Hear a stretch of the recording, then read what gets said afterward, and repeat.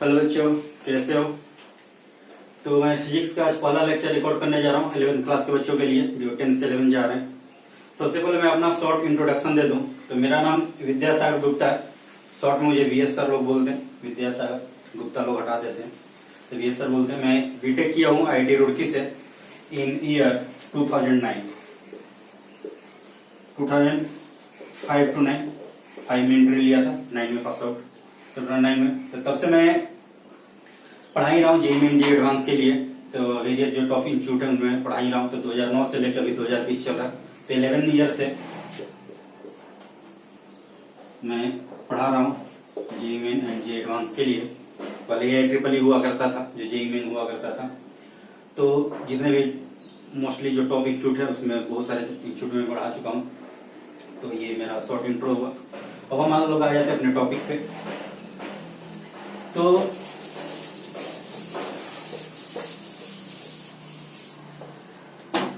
जो first lecture हमारा होने वाला मैथमेटिकल टूल्स होने वाला, अगर इंट्रोडक्शन लेक्चर किए होगे तो उसमें बताया था मैं। ऐसे मैं फिजिक्स पढ़ाने वाला हूँ, तो ये मत समझ लेना मैथ है मैं पढ़ाने वाला हूँ। लेकिन फिजिक्स में जो न्यूमेरिकल्स हैं, क्वेश्चंस हैं, उसमें बहुत ज्यादा मैथमेटिक्स यूज होता है। तो बहुत ज्यादा का मतलब ये नहीं कि मतलब पूरा ही मैथ यूज होगा, लेकिन हमें मैथ का जरूरत पड़ जाता है। तो सिंपल जो जोड़ घटा गुणा भाग उतना से काम नहीं चलता है। कुछ trigonometry, coordinate geometry, calculus, differential integration आएगा, वो सबका जरूरत पड़ता है। तो सब तुम यहाँ पे 11th में पढ़ोगे या कुछ 12th में पढ़ोगे मैथ में, तो उतना तो हम लोग वेट नहीं कर सकते। तो सर्टेन कुछ यहाँ पे हम लोग मैथमेटिक्स बात कर लेंगे, उसी को यहाँ बोलते हैं मैथमेटिकल टूल्स। टूल्स इसलिए टूल्स मतलब औजार होता है, तो ये हमारे लिए तो औजार ही है, इसलिए इसका हम लोग नाम दे देते हैं मैथमेटिकल टूल्स, जो हमारे औजार के तौर पे काम आएगा फिजिक्स के क्वेश्चन करने में। तो अगर मान लो फिजिक्स तुम करे, फॉर्मूला लगा दिए, सब कुछ कर दिए, तुमको अगर कैलकुलेशन नहीं आ रहा है तो आंसर तक नहीं जा पाओगे। अगर आंसर तक नहीं जा पाओगे तो तुम्हें क्वेश्चन में मार्क्स नहीं मिलने वाला, क्योंकि अभी तो वैसे भी ऑब्जेक्टिव क्वेश्चन है। सब्जेक्टिव में तो कुछ मिल भी जाता था, ऑब्जेक्टिव में तो ऐसे नहीं मिलना। अब बहुत सारे क्वेश्चन ऐसे होते हैं जो शुरू से मैथमेटिक्स होते हैं, थोड़ा सा एक दो कंसेप्ट लगे, उसके बाद एक दो लाइन, उसके बाद पूरा मैथमेटिक्स ही हो जाता है। तो हमें मैथमेटिक्स का जरूरत तो पड़ेगा ही। बिना मैथमेटिक्स के फिजिक्स का डिसीजन 11th-12th लेवल में, JEE main JEE advance level में पॉसिबल नहीं है। तो क्या क्या मैथमेटिक्स का कुछ चीजें हम लोग पढ़ लें ताकि हमारा फिजिक्स में काम चल जाए, बस वो हम लोग बात कर लेते हैं। उसी टॉपिक का नाम यहाँ रखा गया मैथमेटिकल टूल्स। तो इसके बाद जो टॉपिक होगा यूनिट डायमेंशन, वहां से तुम्हारा फिजिक्स स्टार्ट होगा। तभी फिजिक्स स्टार्ट नहीं है, अभी हम लोग फिजिक्स का बेस पढ़ रहे हैं, जिसके लिए जो हमें फिजिक्स में जरूरत पड़ेगा उसी का नाम है मैथमेटिकल टूल्स। तो जो पहला यहाँ टॉपिक मैं डिस्कस करूंगा वो करूंगा ट्रिगोनोमेट्री। तो वही चीज पहले डिस्कस करूंगा जो तुम 9th-10th में पढ़ चुके हो। ट्रिग्नोमेट्रिक एंगल के बारे में पढ़े होगे, T ratio, trigonometric ratio, sign theta, cos theta, जिनका वैल्यू 0 डिग्री 30 डिग्री वो सब पढ़े होगे। और उससे ज्यादा पे भी हम लोग बात करेंगे, मोस्टली 0 to 90 पढ़ते हो। और उसके बियॉन्ड जो है वो भी यहाँ बात करेंगे कि 90 से बड़ा हो तो कैसे निकालेंगे।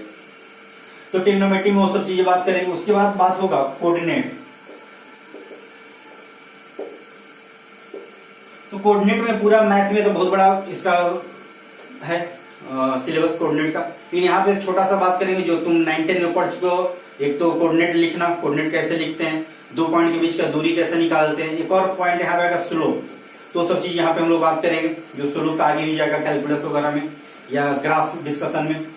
तो उसके बाद हम लोग बात करेंगे ग्राफ। तो ग्राफ में लाइन का ग्राफ कुछ ड्रॉ किए होगे 9th-10th में, उसके आगे और पैराबोला, सर्कल, कुछ कुछ जरूरत पड़ जाता है, वो सब चीजों का हम लोग ड्रॉ करेंगे। और उसका जो सबसे ज्यादा इंपॉर्टेंट है वो है कैलकुलस। इसमें दो चीज होगा कैलकुलस में, डिफरेंशिएशन और दूसरा इंटीग्रेशन। तो ये नाम तो टोटली न्यू होगा, शायद कोई सुना होगा, अगर कुछ पढ़ा होगा तो सुन लिया होगा। उसमें डिफरेंशिएशन एंड इंटीग्रेशन दो होता है, ये बहुत ज्यादा काम का होता है। वैसे शुरू में तो यही सब जरूरत पड़ेगा, और ये उसके बाद जो आगे टॉपिक जो पढ़ेगा मोशन जो काइनेटिक्स टॉपिक, उसमें थोड़ा जरूरत पड़ जाता है। फिर आगे जैसे टॉपिक बढ़ेगा उसमें ये जरूरत पड़ते जाता है। तो ये जो है ये तो शुरू से जरूरत पड़ने लगेगा, एंगल वगैरह वेक्टर पढ़ोगे वहीं पे जरूरत पड़ने लगेगा। तो सब डिस्कशन हम लोग करेंगे। तो सबसे पहला जो टॉपिक स्टार्ट करने वाला हूँ ये ट्रिग्नोमेट्री स्टार्ट करने वाला हूँ। तो पहला जो टॉपिक होगा वो होगा ट्रिग्नोमेट्री।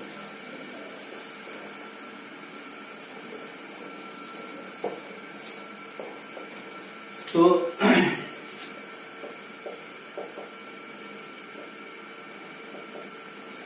तो ट्रिग्नोमेट्री की अगर बात करें तो इसमें जो बात होता है वो होता है एंगल के बारे में बात। पूरे ट्रिग्नोमेट्री में जो भी रहा होगा सब एंगल पे ही बेस्ड है।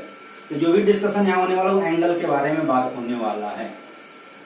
तो एंगल तो बहुत बार पढ़े होगे, इवन मुझे लगा 7-8 से ही पढ़ना शुरू कर देता एंगल के बारे में, ये एंगल होता क्या है। तो ये जो दो लाइन है इनके बीच का जो ये अमाउंट है, तो दो लाइन जब इंटरसेक्ट करें उनके बीच जो अमाउंट होता है तो जो है उसी को एंगल बोलते हैं। तो ये जो एंगल इसी को लिखते हैं हम लोग थीटा से। ये थीटा है, तो क्यों नहीं है, क्यों ऐसे होता है, ये बाहर निकल गया, बाहर नहीं निकल रहा है, अंदर ही है। तो ध्यान रखना दोनों में डिफरेंस है थीटा एंड क्यू में। तो इसको हम लोग पढ़ते हैं थीटा। थीटा इसी जो एंगल हो, एंगल को लिखते किससे हैं, थीटा से लिखते हैं। तो ये थीटा हो जाता है। इसका कुछ यूनिट वगैरह होता है, जैसे कि मास है तो मास का यूनिट होता है किलोग्राम, ग्राम लिखने का। तो मान लो कोई बोलो कि तुम्हारा मास कितना है, जैसे कि जनरली वेट बोल देते हो, लेकिन वो वेट नहीं है। किसी का वेट बोल देते हो 40 केजी है, 60 केजी है, वो वेट नहीं है, वो मास होता है। वो भी हम लोग आगे बात करेंगे। तो जनरल लैंग्वेज में हम लोग बहुत कुछ गड़बड़ बोल देते हैं, जो कि फिजिक्स के टर्म में वो ऐसा नहीं होता है। तो हम लोग आगे बात करेंगे। तो मास होता है, तो मास अगर मान लो 60 केवल बोल दिए तो 60 मतलब 60 ग्राम हो सकता है, 60 किलोग्राम हो सकता है, 60 क्विंटल हो सकता है। तो ये तो बहुत ज्यादा वेरिएशन आ जाएगा इसमें। अगर कुछ नहीं बोलोगे यूनिट तो उसी को यूनिट बोलते हैं। तो ये हमारा पहला टॉपिक होगा, यूनिट एंड डायमेंशन। तो कोई भी मैग्नीट्यूड है, कोई भी वैल्यू, उसमें यूनिट लगाना जरूरी होता है, तब जाके हम लोग करेक्ट वैल्यू दे पाते हैं। तो 60 केजी बोलोगे तब जाके तुम्हें करेक्ट वैल्यू दे पाओगे, नहीं तो कोई उसमें ग्राम भी लिख सकता है। तो किसी आदमी का वेट 60 ग्राम है तो फिजिबल नहीं है। तो इस तरह से जो एंगल है, तो एंगल का भी यूनिट होता है। इस एंगल का जो यूनिट होता है, तो अगर इसका डेफिनेशन लिखना चाहो तो लिख सकते हो, उसे कोई खास जरूरत है नहीं। ये amount between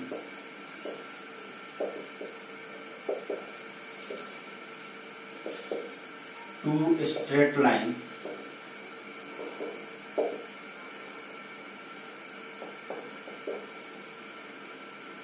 when they intersect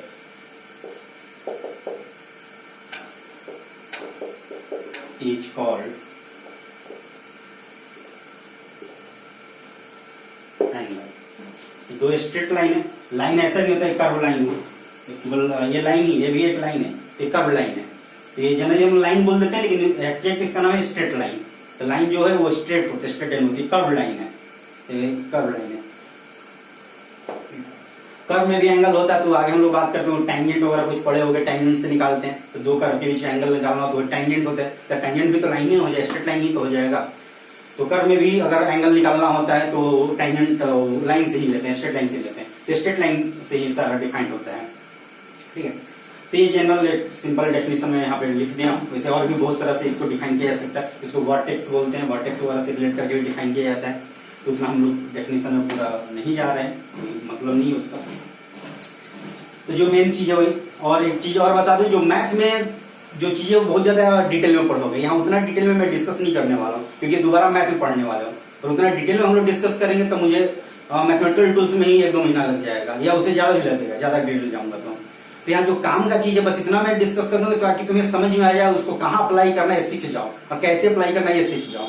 ये हम लोग का मेन मोटो होगा, ये ध्यान रखना है, ठीक है। तो इसका जो यूनिट होता है वो तो एक तो डिग्री पढ़े होगे, डिग्री तो सबको पता होगा, 30 degree, 40 degree, 50 degree, 2 degree, 90 degree. तो डिग्री तो सबको पता होगा। एक तो यूनिट होता है डिग्री। डिग्री जैसे इसको लिखते हैं इस तरह से कि एग्जाम्पल अगर थीटा डिग्री, थीटा को लिखोगे तो थीटा डिग्री इस तरह से करते हैं। तो 2 यूनिट होता है। दूसरा होता है रेडियन।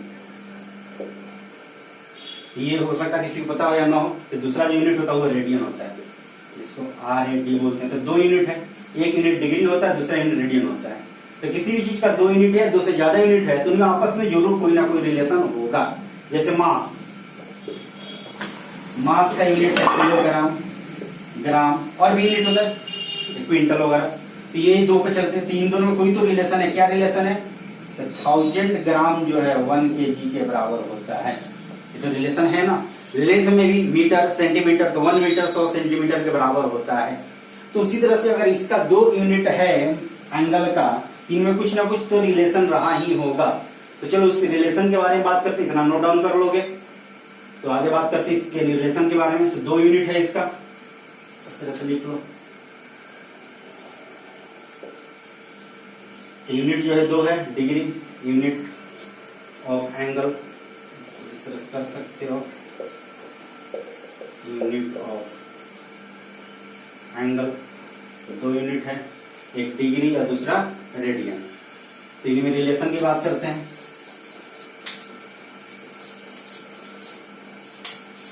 तो जो एंगल है उसमें कुछ वैल्यू तुमको पता होगा, जैसे ये जो एंगल होगा डिग्री में एटलीस्ट ये 90 डिग्री होता है, जिसको राइट एंगल भी बोलते हैं। ये जो एंगल होता है कितना होता है 90 डिग्री। किसी भी पॉइंट पे जो ये एंगल बनता है यहाँ आधे पे, ये जो बनता है ये बनता है 180 डिग्री। कितना बनता है 180 डिग्री। किसी पॉइंट पे पूरा जो एंगल बनता है ये कितना बनता है तो 360 डिग्री। डिग्री में पता होगा, तो ये बनता है 90 डिग्री या 180 डिग्री 360 डिग्री। इन्हीं को अगर रेडियन में लिखोगे तो इससे अगर रिलेट कर लेते हैं तो वहां से वैल्यू हमारा लिखना आसान हो जाएगा। यही जो है ये रेडियन में जो होता है 360 डिग्री, यही होता है 2 पाई रेडियन। इसी के हेल्प से और सबको लिख सकते हो। तो जो डिग्री होता है ये पूरे डिग्री में 360 होता है, रेडियन में 2 पाई होता है। जैसे कि मास है तो ये वैल्यू कुछ है, मान लो हमारे पास एक गोला है, मान लो ये जून करो, उसका मास 1 kg है, तो उसको मैं 1000 ग्राम भी बोल सकता हूँ, 1 kg भी बोल सकता हूँ। दोनों वैल्यू करेक्ट हुआ। ये नहीं बोलोगे कि 1000 ग्राम आप बोल रहे हो तो गलत है, ऐसा नहीं है। तो दोनों वैल्यू करेक्ट हुआ। 5 kg है तो 5000 ग्राम भी बोल सकता हूँ। और 5 kg बोलना आसान होता है इसलिए वो kg बोलते हो। अब सामान लेने जाते हो, चावल लेने जाओ, तो ये नहीं बोलते 5000 ग्राम चावल, तो वो कंफ्यूज हो जाएगा खुद ही। तो वहां बोलते 5 kg। तो जो यूनिट इजिली बोलना सुनना आसान हो जाता है उसको हम लोग यूज कर लेते हैं। अब ग्राम में 100 ग्राम है तो 100 ग्राम ही बोलोगे, 0.1 kg नहीं बोलते हो। बोलते हो 100 ग्राम दीजिए, 0.1 kg बोल सकते हो, वो भी करेक्ट वैल्यू है, लेकिन नहीं बोलते हो। तो इस तरह से जो यहाँ पे यूज में जहां पे जैसा जरूरत पड़ेगा उस तरह से हम लोग यूज करेंगे। तो दोनों यूज का है। तो ये ज्यादा यूज का होता है अभी तक के लिए, लेकिन आगे ये जो है वैल्यू रेडियन, इसका बहुत ज्यादा यूज आने वाला है। क्योंकि ज्यादा जितने भी आगे टी रेशियो होने वाला है, ट्रिग्नोमेट्रिक रेशियो, उसमें ये रेडियन में डिस्कशन होने वाला है। तो अगर ये का वैल्यू याद रखोगे 360 डिग्री 2 पाई रेडियन है, तो 180 डिग्री किसके बराबर हो जाएगा तो पाई रेडियन हो जाएगा ना। तो 180 डिग्री पाई रेडियन होगा, 180 डिग्री 2 पाई रेडियन, तो 2 से मल्टीप्लाई कर लो तो 360 डिग्री कितना होगा 2 पाई रेडियन।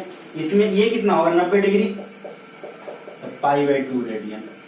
तो ये का वैल्यू याद रखो, इसी को याद कर लो। 180 डिग्री जो है पाई रेडियन के बराबर होता है, इसको याद कर लो। 180 डिग्री किसके बराबर होता है तो pi radian, 180 degree pi radian के बराबर होता है।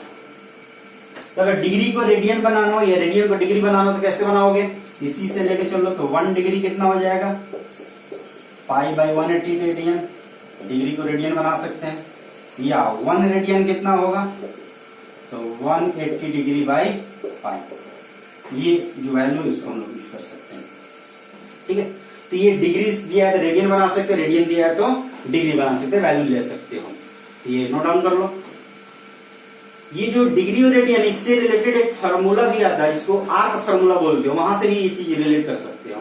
जो आता है आर्क फार्मूला, भी शायद पढ़े होंगे, उसको भी मैं यहाँ डिस्कस करता हूँ। इसको नोट डाउन कर लोगे, पॉज करके वीडियो पॉज। हाँ, जो भी ये तुरंत में इरेज करूंगा, ये चीज बता दूं मैं। वीडियो को जब भी नोट डाउन करना तो वीडियो को पॉज कर लो, उसके बाद नोट डाउन कर लो, क्योंकि उतना देर वेट करने से अच्छा है तो वीडियो पॉज कर लोगे और नोट डाउन करके फिर वीडियो को प्ले कर लो, ज्यादा अच्छा है। क्योंकि नोट डाउन करने में तो टाइम तो लगेगा, तो उतना देर यहाँ मैं वेट करूंगा तो तुम्हारा भी टाइम बर्बाद होगा। अब क्लास वाला तो नहीं है, क्लास में तो हम लोग को मजबूरी नहीं है कि पॉज कर देंगे, वहां तो नहीं हो सकता। लेकिन यहाँ पे वीडियो को तुम पॉज कर सकते हो, तो वीडियो पॉज करके नोट डाउन कर लोगे जो भी है। और हाँ, जितने भी लेक्चर किया जा रहा है उसको नोट डाउन करते हुए चलोगे। एक नोट्स बनाना है, ये ध्यान रखना है। ये कहानी की तरह सुनना नहीं, उससे कोई फायदा नहीं होने वाला है। तो उसका नोट्स बनाते हुए चलना है, जैसे जैसे डिस्कस किया है वैसे वैसे सारा चीज लिखते हुए चलना, नोट्स बनाते हुए चलना है। जो भी क्वेश्चन कराया जाएगा वो सब करते हुए चलना है। आगे जो क्वेश्चन दिया जाएगा उसमें कर सकते हो कि जैसे मैं क्वेश्चन दूं वीडियो पॉज करके पहले ट्राई कर लो और उसके बाद सोल्यूशन देखो जो मैं कराया हूँ, तो उससे तुम्हें कॉन्फिडेंस आएगा तुम्हें होगा या नहीं हुआ, नहीं हुआ तो क्यों नहीं हुआ, ये सब बात भी सोच सकते हो कि क्या प्रॉब्लम हुआ। तो ये सब काम करना है हमें, ठीक है। तो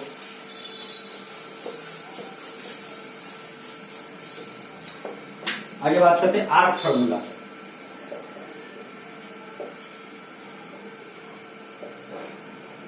आर्क फार्मूला में ये पढ़े होगे कोई एक सर्कल है,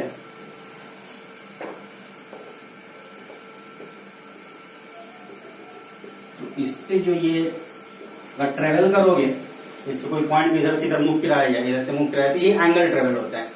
तो ये जो लेंथ है, ये रेडियस होता है सर्कल का, इसी को बोलते हैं आर्क लेंथ, एल। ये आर्क लेंथ होता है, इसमें कोई रिलेशन होता है, इसी को आर्क फॉर्मूला बोलते हैं। तो ये रिलेशन होता है theta equal to L by R, ये रिलेशन होता है। वेयर एल जो है आर्क लेंथ है, आर जो है रेडियस है, और थीटा तो एंगल है, लेकिन एंगल किस में, डिग्री में है क्या? तो ध्यान रखोगे डिग्री में एंगल नहीं होता, ये एंगल होता है रेडियन में, तो ध्यान रखने वाली बात है। ये रेडियन, डिग्री में लोगे तो नहीं वैल्यू आएगा। तो थीटा जो होता है किसमें होता है, रेडियन में। अब देखो एक कंप्लीट सर्कल लिया जाए, if L equal to 2 pi R, complete circle लिया जाए, L equal to 2 pi R, तो एंगल कितना आना चाहिए? 360 डिग्री या 2 पाई रेडियन, क्या आना चाहिए? देखो 360 आएगा, 2 पाई आएगा। थीटा देखो, थीटा होता है L by R, L 2 pi R by R, तो L 2 pi, theta equal to L by R होता है, एल बाई आर पुट किया मैं।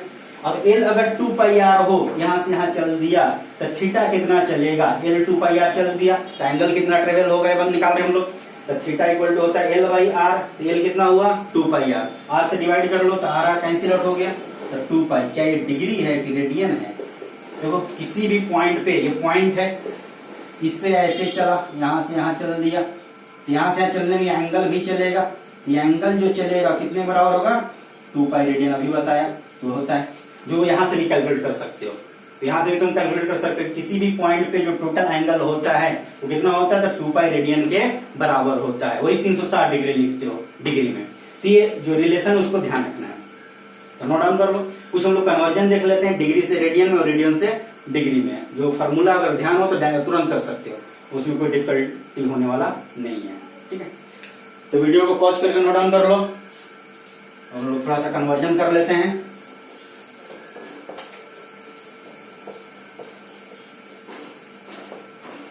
तो मान लो एग्जाम्पल करते हैं, कन्वर्ट फॉलोइंग इनटू रेडियन। कुछ वैल्यू दे रहा हूं, 30 डिग्री, 45 डिग्री, 45 डिग्री, 90 पे ले लिया था, 120 डिग्री, 150 डिग्री, 270 डिग्री, ऐसा कुछ वैल्यू, इसको कन्वर्ट करना है रेडियन में। तो कोई वैल्यू हो सकता है, इससे ज्यादा भी हो सकता है। तो वीडियो पॉज करके कन्वर्ट कर लो, उसके बाद फिर आगे देखो। 30 डिग्री, 30 डिग्री क्या होगा? तो 1 डिग्री जो होता है कितने बराबर होता है? पाई बाई 180 रेडियन के बराबर सही ना होता है। तो डिग्री से रेडियन बनाना है, कितने से मल्टीप्लाई कर दो? Pi by 180। जैसे मान लो 1 केजी 1000 ग्राम होता है, तो 5 केजी 5000 ग्राम, 30 केजी 30000 ग्राम, तो 1 डिग्री इतना रेडियन, तो 30 डिग्री कितना? 30 इंटू इतना रेडियन। तो जो भी डिग्री उसमें पाई बाई 180 से मल्टीप्लाई कर लो, आंसर आ जाएगा। तो देखो कैंसिल आउट होगा, 0 से 0 है 3, 6 से कैंसिल आउट हो गया, तो पाई बाई 6 रेडियन। इसको इसी टर्म में छोड़ना, पाई का वैल्यू पुट नहीं करना। हाँ, पाई वही क्वांटिटी है जो पहले था 22/7 3.14, वही क्वांटिटी है, अलग नहीं है। मैथ में पढ़े होगे शायद, पाई एक क्वांटिटी होता है जिसका वैल्यू 22/7 होता है, 3.14 होता है, तो वही है। तो उसको पुट करके यहाँ सोल्व नहीं करना, पाई के टर्म में हमें वह आंसर दे देना है। तो सेकंड क्या होगा? तो कुछ लोग से हो सकता है टोटली हो गया, नहीं हुआ तो यहाँ आप समझ लिए। अब फिर से पॉज करो वीडियो, रेस्ट कैलकुलेट करो, फिर से पॉज करके रेस्ट कैलकुलेट करो और देखो कितना वैल्यू आ रहा है। देन फिर मैं बताऊंगा तो चेक करोगे। तो फिर से वीडियो पॉज करके और 45, 120, 150, 270 इनके एंगल को रेडियन में निकालो। ठीक है, निकाल लिया, चलो 45 डिग्री का निकाल दे, कितना आएगा? 45 आई हो गया पाई बाई 180 रेडियन। कितने से कैंसिल आउट होगा? देखो तो 4 से कैंसिल आउट होगा क्या? तो 45 दूनी 90, 90 दूनी 180, 4, तो क्या ये पाई बाई 4 रेडियन हुआ। ठीक, उम्मीद करता हूं सब लोग का आ गया हो गया आंसर। 120 डिग्री तो 120 ये हो गया पाई बाई 180 रेडियन। कितना आएगा? 0 से 0 तो 6 से कैंसिल आउट हो जाएगा, तो कितना आएगा? ये हो गया 2 पाई बाई 3, तो वैल्यू आ जाएगा 2 पाई बाई 3 रेडियन। सही है, सबका आ गया ये 2 पाई बाई 3। चलो आगे करो 150 डिग्री, 150 ये हो गया पाई बाई 180 रेडियन। 0 से 0 कितना? 3, 5, 6 आएगा क्या? तो जो लोएस्ट फैक्टर उसमें कन्वर्ट कर देना तुमको, उसको फ्रैक्शन में नहीं जाना। तो 5 पाई बाई 6 150 होगा। 270 कितना होगा? ये कैलकुलेट कर दे रहा हूं। 270 पाई बाई 180 रेडियन। तो 0 से 0 घट गया, 9 दूनी 18, 9 3 27, कितना आ जाएगा? 3 पाई बाई 2 रेडियन। तो कोई भी डिग्री वैल्यू उसको रेडियन में कन्वर्ट कर सकते हो। करना क्या है? पाई बाई 180 से मल्टीप्लाई करना। पाई बाई 180 से मल्टीप्लाई कर दो, लोएस्ट फैक्टर में कन्वर्ट कर दो, पाई को एज इट इज छोड़ दो, जो वैल्यू आएगा वही तुम्हारा आंसर होगा। तो ये डिग्री से रेडियन में कन्वर्ट हो गया। तो नोट डाउन कर लो। उम्मीद करता हूँ सभी लोग को सही आया होगा, कम से कम इसके बाद तो सही ही आना चाहिए। अब इसका उल्टा है, कुछ देख लेते हैं एग्जाम्पल। ठीक है,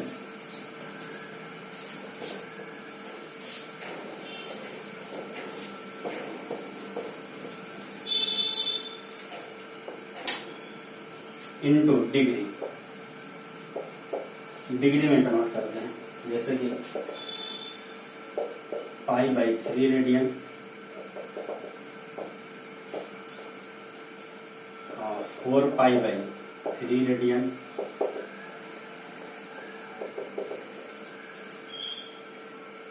7 pi by 6 radian, 11 pi by, value 9 ले लो,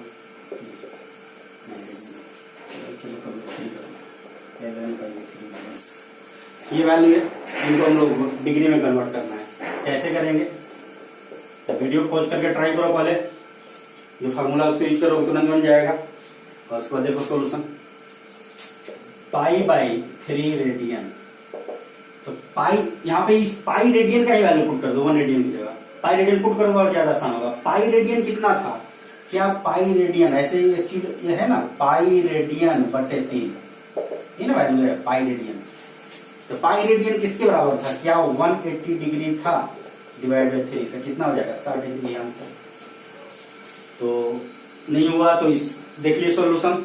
अब इसके बाद उन तीनों को ट्राई करो पॉज करके। और इसके बाद देखो 4 पाई बाई 3 रेडियन, 4 बाई 3 और पाई रेडियन कितना?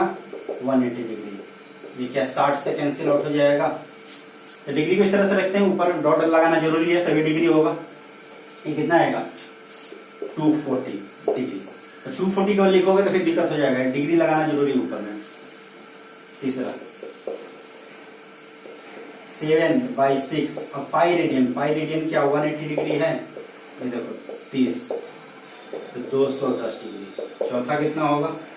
11 बाई 3 पाई रेडियन कितना? 180 डिग्री, 60 तो कितना? 660 डिग्री। ये आंसर हुआ सबका। तो ये हम लोग डिग्री को रेडियन में कन्वर्ट किया और रेडियन को डिग्री में कन्वर्ट किया, तो यहाँ पे वैल्यू हुआ। ठीक है, नोट डाउन कर लो। और इसका थोड़ा सा बात कर लेते हैं एंगल का, कि एंगल कब पॉजिटिव लिया जाएगा और एंगल को कब निगेटिव लिया जाएगा। मोस्टली हो सकता है बहुत लोगों को पता हो पॉजिटिव एंगल की बात कब करते हैं, निगेटिव एंगल की बात कब करते हैं।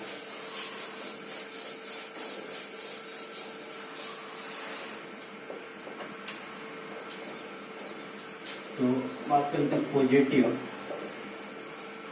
And negative angle.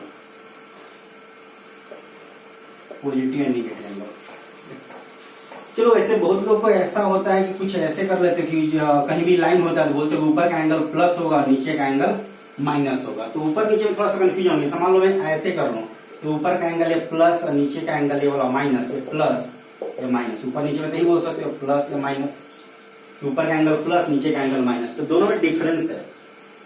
तो ये ऊपर अलग है, ये ऊपर अलग है। देखो ये ऊपर इधर की ओर घूम रहा है, ये ऊपर इधर की ओर। घूमने का जो एंगल है घूमने के डायरेक्शन के अकॉर्डिंग है, आगे पीछे मूव करने के डायरेक्शन के अकॉर्डिंग नहीं है, घूमने के डायरेक्शन के अकॉर्डिंग है। तो घूमने के डायरेक्शन का जो डिस्कशन है वो हम लोग क्लॉकवाइज और एंटी क्लॉकवाइज के टर्म में डिस्कस करते हैं। क्लॉक मतलब घड़ी, घड़ी देखोगे यहाँ 12, 3, 6, 9, ये घड़ी क्या इस डायरेक्शन में घूमता है? कभी घड़ी को ऐसे घूमते हुए नहीं देखे होगे, ऐसे घूमता है। ये क्लॉक का जो डायरेक्शन होता है उसी को बोलते हैं क्लॉकवाइज डायरेक्शन, और जो उल्टा डायरेक्शन होता है उसको बोलते हैं एंटी क्लॉकवाइज डायरेक्शन। ये जो डायरेक्शन है ये होता है क्लॉकवाइज, और ये जो है ये होता है एंटी क्लॉकवाइज।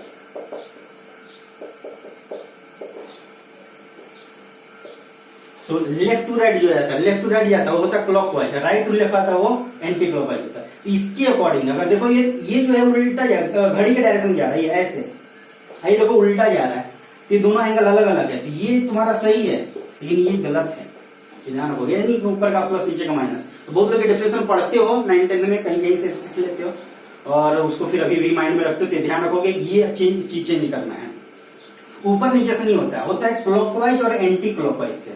तो ये वाला सही है, मतलब कौन पॉजिटिव होगा? ये देखो कौन सा डायरेक्शन है, क्लॉकवाइज एंटी क्लॉकवाइज। घड़ी ऐसे चलता है तो एंटी क्लॉकवाइज है, उल्टा। तो घड़ी के उल्टे डायरेक्शन का एंगल पॉजिटिव होता है, घड़ी के डायरेक्शन वाला जो एंगल होता है वो निगेटिव होता है। तो क्लॉकवाइज एंगल निगेटिव होता है, एंटी क्लॉकवाइज एंगल जो होता है वो पॉजिटिव होता है, ध्यान रखना है। तो ऊपर नीचे से नहीं है कि ऊपर का एंगल प्लस नीचे का एंगल माइनस, इसमें तो सही आएगा लेकिन इसमें गलत आ जाएगा। इधर से एंगल लोगे तो उधर से एंगल लोगे तो सही आएगा।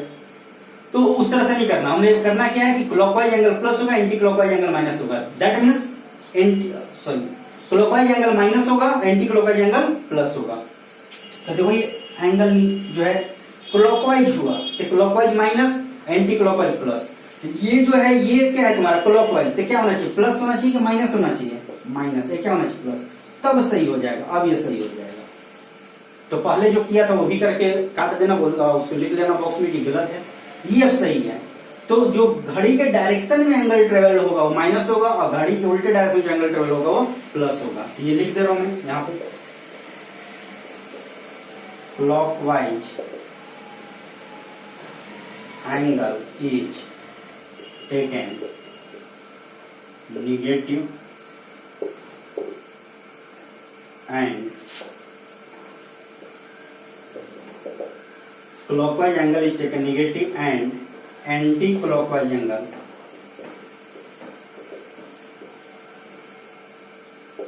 is taken positive।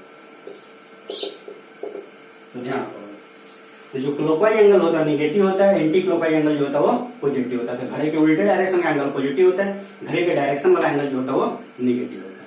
तो वीडियो पॉज करके नोट डाउन कर लो, ठीक है? अब थोड़ा जो वैल्यू है उसको बात कर लेते हैं एंगल का। अच्छा, एक और एक्यूट ऑप्टिक एंगल, सिर्फ 90 डिग्री था तो राइट एंगल था। ये जो एंगल होता है 90 से छोटा जो होता है, ये एंगल कैसा होता है? एक्यूट एंगल, ये 90 से छोटा। जो 90 से बड़ा जो एंगल होता है, ये एंगल कैसा होता है? ऑप्टिक एंगल होता है। तो ये 90 से छोटा जो एंगल होता है एक्यूट एंगल, ये वाला जो होता है ऑप्टिक एंगल। देखो जो भी एंगल उसको दोनों टर्म में तो लिख सकते हो। जैसे यहां से मान लो करें, ऐसी लाइन में जनरली 0 डिग्री मानते हैं, यहीं से मेजरमेंट किया जाता है। तो ये एंगल मान लो ये 60 डिग्री है, और एंगल वगैरह ड्रॉइंग हो रहा है तो सीखे होगे 60 डिग्री को कैसे ड्रॉ करना है, कैसे ड्रॉ करना है। एक तो ज्योमेट्री बॉक्स आता है उससे कर लेते हो, या फिर जो एंगल डिवाइडर वगैरह होता है उससे कर लेते हो। तो यहाँ बात हम लोग करना नहीं है, क्योंकि ज्योमेट्री ड्रॉ नहीं करना है। कोई भी एंगल हो तो ड्रॉइंग करते समय वैसे ध्यान रखना है कि 90 से छोटा है तो इधर ड्रॉ कर देना है, 90 से बड़ा 180 से है तो इधर ड्रॉ करना है। जैसे ये वाला एंगल यहाँ से ये यहाँ 0 डिग्री, यहाँ तक 90, यहाँ तक 180, यहाँ तक 270, अब दोबारा आया तो कितना हो गया 360। तो मोस्टली तो नहीं तक में जरूरत पड़ता है ड्रॉइंग का। तो 0 से 90 के बीच एंगल इधर कहीं ड्रॉ कर देना। मान लो 60 डिग्री, तुम यहाँ करो या यहाँ करो, उससे कोई फर्क नहीं पड़ने वाला, क्योंकि एग्जैक्ट मेजर कर नहीं ड्रॉ करना है। हाँ 60 डिग्री ऐसे ड्रॉ नहीं कर सकते हो कि ये 60 डिग्री है, तो बेवकूफ बनाना होगा, या तुम बेवकूफ हो, दो ही काम हो सकता है। या तो तुमको कुछ नहीं पता है, या तुम सामने वाले को समझ लो कुछ उसको नहीं पता है। तो ये तो बेवकूफ वाला काम हो गया, ये नहीं करना है। अभी हो सकता है 60 न हो सकता है 40 से हो सकता है 75 हो, एंगल मेजर करोगे तो उससे हमें कोई मतलब नहीं है। क्योंकि हम लोग ज्योमेट्री ड्रॉ नहीं कर रहे हैं, ठीक है। तो 0 से 90 तो ऐसे कुछ ड्रॉ कर लेना है, 90 से 180 है तो इधर करके ड्रॉ करना है, ज्यादा है तो इधर करके ड्रॉ करना, इनके बीच है तो इधर करके ड्रॉ करना, ऐसा कुछ ड्रॉ करना है।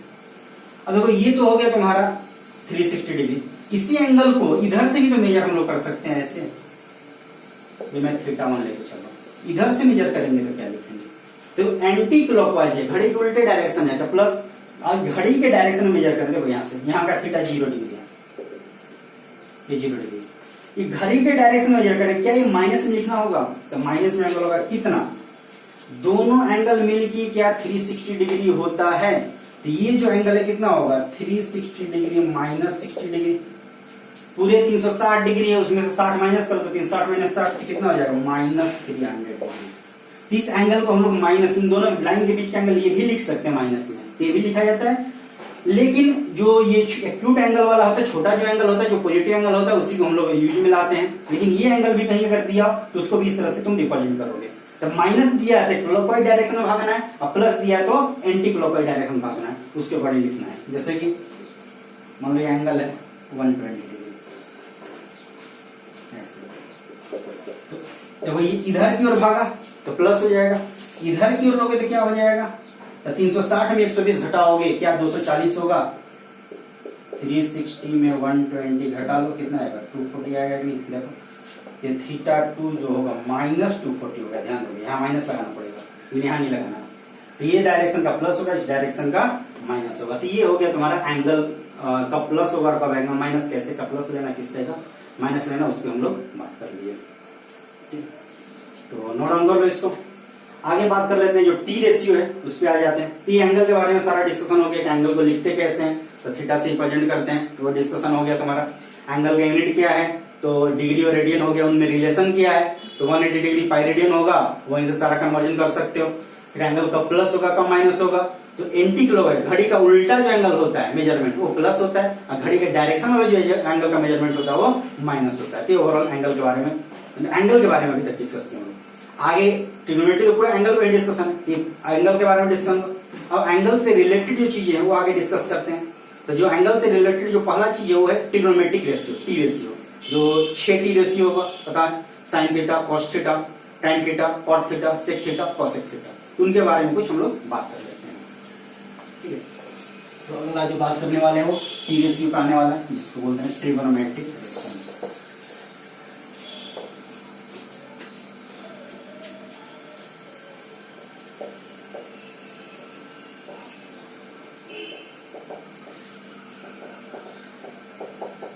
शॉर्ट में इसको बोलेंगे टी रेशियो, टी रेशियो, इसी को टी रेशियो बोलते हैं शॉर्ट में। अब जो ये जितना भी टी रेशियो, ध्यान रखो कि राइट एंगल ट्राइंगल के लिए वैलिड है, जो P/H, P/V जो भी लिखते हो ये राइट एंगल ट्राइंगल के लिए है। और भी ट्राइंगल में साइन थीटा कॉस थीटा का फॉर्मूला लिखा जाता है, लेकिन जो ये लिखते हो तुम perpendicular base, perpendicular by hypotenuse, जो भी ये सब लिखा जाता है, जो भी जिसका वैल्यू लिखते हो वो केवल और केवल राइट एंगल के लिए वैलिड है।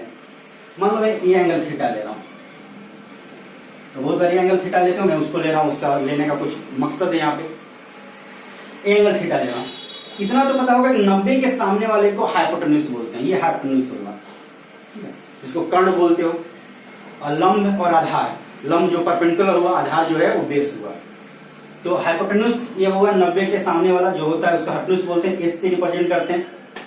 ठीक है, तो ये जो एच है वो हाइपोटेन्यूज है, जिसको कर्ण बोलते हो, शायद यही स्पेलिंग होता है, मतलब हिंदी में जैसे। तो मोस्टली आजकल तो बहुत जो 9-10 का बुक उसमें हिंदी मीडियम वाले में भी इतना तो लिखा ही रहता है, इतना जान ही जाते हो, नहीं भी पता हो तो उसके लिए मैं बता दे रहा हूँ। हाँ, लंब किसको बोलेंगे, मेन ये बात है। परपेंडिकुलर, परपेंडिकुलर किसको बोलेंगे, क्या ये परपेंडिकुलर होगा, जैसे मान लो एंगल हुआ ABC, तो AC जो है ये तो हाइपोटेन्यूज हो गया। परपेंडिकुलर कौन सा होगा, तो ऐसे तो देखिए वाला लग रहा है कि BC परपेंडिकुलर है, और मोस्टली ऐसे ही कर लेते हो, तो यहाँ ध्यान दोगे कि BC परपेंडिकुलर नहीं है। ये जब एंगल लोगे तब BC परपेंडिकुलर होगा। तो एक्चुअल में एंगल जो भी चूज करते हो उसको जो सामने वाला होता है वो परपेंडिकुलर होता है। तो ट्राइंगल अगर ऐसे है, मतलब ये ऐसी ट्राइंगल, ये वाला BC हो, ये वाला BC, ये वाला AB, तो ये परपेंडिकुलर तुमको दिख रहा है वर्टिकल, ऐसे कर दूंगा तो फिर ये परपेंडिकुलर हो जाएगा। तो एंगल को ओरिएंटेशन चेंज करने से परपेंडिकुलर चेंज हो जाएगा, इसमें तो दिक्कत हो जाएगा। तो इसलिए जो परपेंडिकुलर वो कैसे डिफाइंड है, तो एंगल जो थीटा है उसके सामने वाला जो साइड होगा वो परपेंडिकुलर होता है। तो ध्यान रखो कि ये परपेंडिकुलर है और एंगल के साथ वाला जो बेस है, तो हाइपोटेन्यूज जो हुआ ये साइड है in front of 90 degree perpendicular, इसको लंब बोलते हो। ये क्या होता है, तो side in front of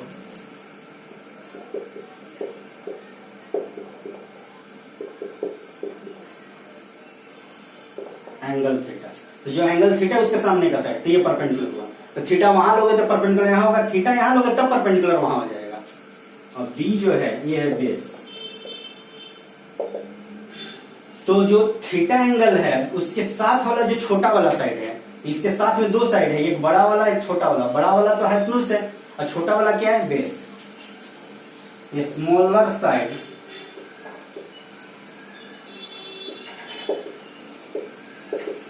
with angle theta, ये ध्यान रखोगे। इसीलिए मैं ऊपर वाला एंगल लिया, क्योंकि मोस्टली यहाँ पे यही करते हो कि ये वाला एंगल पे बता दिया जाता है, तो ये समझ लेते हो कि ये वाला परपेंडिकुलर, ये वाला बेस है हमेशा। तो जो ऐसे दिखा परपेंडिकुलर, जो ऐसे दिखा बेस, तो ऐसा नहीं है, एंगल के अकॉर्डिंग है। आई राइट एंगल ट्रायंगल में साइन थीटा कॉस थीटा जो वैल्यू है वो सब डिफाइन किया जाता है। तो साइन थीटा का क्या होता है, तो साइन थीटा होता है perpendicular by hypotenuse.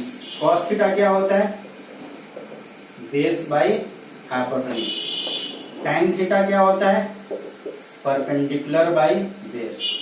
Cot theta क्या होता है, हाँ tan थीटा ये भी लिख सकते हो, sign theta by cos theta. Sign theta by cos theta करो, ये चीज आ जाएगा। तो tan थीटा होता है, ये पता ही होगा, एक बार बात कर ले रहा हूँ कैसे क्या। इसमें ये कंफ्यूजन वाला बात था तो उसको मैं कर दिया यहाँ पे। ये उल्टा हो जाता है बेस बाई परपेंडिकुलर, क्योंकि ये होता है 1 बाई tan थीटा। तो कॉट थीटा होता है 1 बाई tan थीटा, तो उल्टा भी कर सकते हो, cos theta by sine theta. Sec theta क्या होगा, तो सेक थीटा एक्चुअल में होता है 1 बाई कॉस थीटा। तो 1 बाई कॉस थीटा तो हाइपोटेन्यूज बाई बेस होगा कि नहीं, तो उल्टा हो जाएगा हाइपोटेन्यूज बाई बेस। ठीक है, कोई दिक्कत यहाँ तक क्लियर होगा, क्योंकि ये पहले भी पढ़ चुके हो, उसी में डिस्कस कर रहा हूँ। Cosec theta 1 by sine theta, तो हाइपोटेन्यूज बाई परपेंडिकुलर, तो हाइपोटेन्यूज बाई परपेंडिकुलर होता है कॉसेक थीटा। तो ये जो राइट एंगल ट्रायंगल है उसमें ये फार्मूला वैलिड है, किसी और ट्रायंगल में ये फार्मूला वैलिड नहीं होगा। तो ये वैल्यू होगा 0 से 90 डिग्री का वैल्यू याद होगा, कुछ लोग को नहीं याद होगा तो देख लो, और उसका एक तरीका होता है, उस तरह से याद कर सकते हो। तो वो तो याद होना ही चाहिए, एकदम मुंह जुबानी होना चाहिए, एकदम बोलती वैल्यू ये है कि मैं एंगल बोलूं तुम्हें वैल्यू, जैसे साइन 30 डिग्री तो 1/2, तो इस तरह से एकदम डायरेक्ट आना चाहिए, उसके लिए सोचना नहीं पड़ना चाहिए, ऐसे याद होना चाहिए। तो उसको मैं यहाँ पे लिख दे रहा हूं, तो उसको याद कर लोगे। देखो उसको लिखने का एक तरीका भी है, उस तरह से भी ध्यान रख सकते हो। 0 डिग्री, 30, 45, 60, 90, इतनी वैल्यू याद रखना है, और इसकी हेल्प से अदर वैल्यू हम लोग निकाल सकते हैं। तो इसको लिखने का तरीका यह होता है कि यहां से 0, 1, 2, 3, 4 इस तरह से लिख लो, और इसमें सब में 4 से डिवाइड कर लो, सभी में 4 से डिवाइड कर लो, 4 से डिवाइड कर लो, और उसके बाद क्या करो, अंडर रूट ले लो सबका। ये जो वैल्यू आएगा किसका आएगा, तो ये आएगा साइन थीटा का। ये वैल्यू किसका आएगा, साइन थीटा का। ये जो वैल्यू आएगा कितना आएगा, ये 0 हो जाएगा,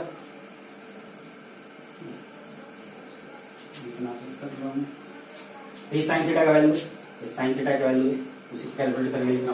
तो 0 हो जाएगा, ये कितना आएगा, क्या 1/2 आ जाएगा, ये 1/2 तो 1/√2 आ जाएगा, ये आएगा √3/2, ये कितना होगा 1। तो ये वैल्यू याद कर लेना है।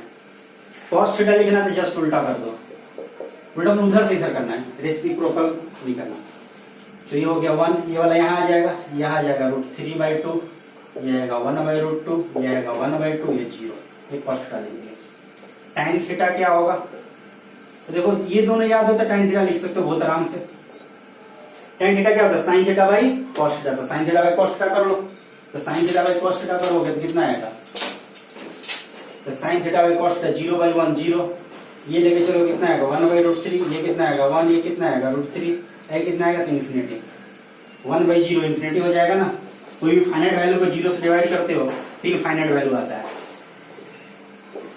cot थीटा कितना होगा 1/tan थीटा cot थीटा होता है, तो इसका रेसिप्रोकल ले लो या उधर सीधा लिख लो 1/∞, 1/0 इन्फिनिटी हो जाएगा। वो कितना आएगा तो 1 ये जो वैल्यू √3 हो जाएगा, उधर सीधा लिख लेना 1। इसका रेसिप्रोकल ले लो या उधर सीधा लिख लो जैसे उसमें लिखे, ये वो 1/√3 ये 0। तो देखो इन्फिनिटी वहां वाला, √3 यहाँ, 1 वहीं रह गया, ये यहाँ चला गया, यहाँ चला गया, इस तरह जैसे यहाँ नीचे। अब आया सेक थीटा। सेक थीटा क्या होता है 1/cos थीटा, इसका रेसिप्रोकल ले लेना है तो 1 का 1 ही रह जाएगा, 2/√3 √2 2 और 1/0 कितना होगा infinity. Cosec theta, cosec theta क्या होता है तो इसका रेसिप्रोकल साइन थीटा का रेसिप्रोकल तो इन्फिनिटी हो जाएगा, ये 2 हो जाएगा, ये √2 हो जाएगा, ये 2/√3 हो जाएगा, ये कितना हो जाएगा तो 1। या इसका उल्टा रिवर्स कर लो इधर, ये वैल्यू है 0 to 90 डिग्री में। इस 90 से जो बड़ा वैल्यू होगा उसका डिस्कशन हम लोग अगले लेक्चर में करेंगे। और कुछ वैल्यू जो है जैसे 0 और 30 के बीच में 15 डिग्री आ गया, फिर उधर 75 डिग्री आता है, वो सब वैल्यू कभी कभी जरूरत पड़ता है तो भी हम लोग बात कर लेंगे। और इसमें डबल एंगल और का जरूरत पड़ता है, ट्रिपल एंगल वगैरह का भी पड़ता है, लेकिन मोस्टली डबल एंगल से काम चल जाता है। तो सब चीजें भी हो सकता है पढ़े हो, उसी सब चीजों को अगले क्लास में हम लोग डिस्कस करेंगे। तो नोट डाउन कर लो। Thank you.